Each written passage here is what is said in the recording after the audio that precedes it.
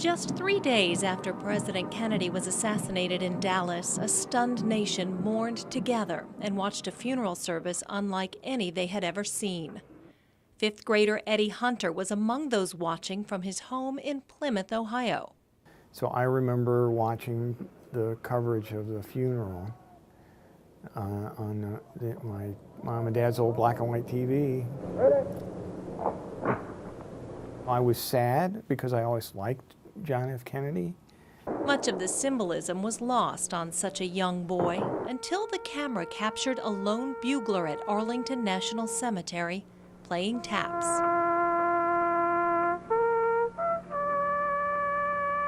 I had started to play trumpet about a month before. On that one note, the sixth note, he didn't quite hit it perfectly. And the strongest memory of this whole thing I have is I remember feeling bad for him. I said, he's got to feel awful because the world is watching him. So 10-year-old Eddie borrowed his sister's manual typewriter to write that bugler a letter.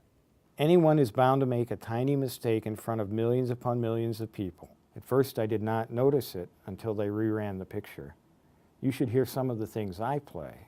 When he was finished consoling the man, he put the letter in an envelope and addressed it the only way he knew how. To the man who played taps at President Kennedy's funeral, Washington, D.C. And it got there. And so it was about a month later when I got a handwritten letter from Keith C. Clark. At first, little Eddie didn't know who Keith Clark was, but his excitement grew as he read the handwritten letter. Dear Eddie, thank you for your nice note regarding taps for the late President Kennedy's funeral.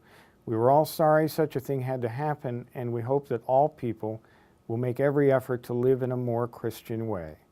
I hope you are practicing hard on your trumpet and will be a good musician and helper in Mr. Hughes's band.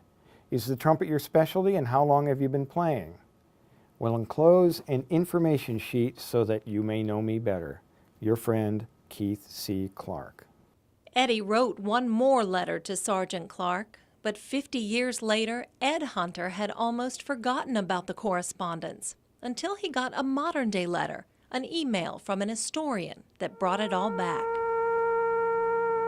The subject line said, "Are you the Eddie Hunter who sent a letter to Keith Clark, the bugler at John F. Kennedy's funeral?" And I thought to myself, you have my attention.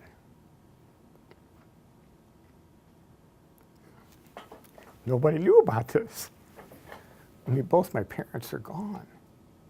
Sergeant Keith Clark had also died, but the historian had met with Sergeant Clark's family while preparing for the 50th anniversary of JFK's death. And there at his home, lovingly preserved in a box of memorabilia, were 2 letters sent 50 years ago from budding bugler Eddie Hunter. Maybe mine was the only one from a little kid, you know, I don't know. That's a question that I hope to ask his wife, you know, why did he keep my letter?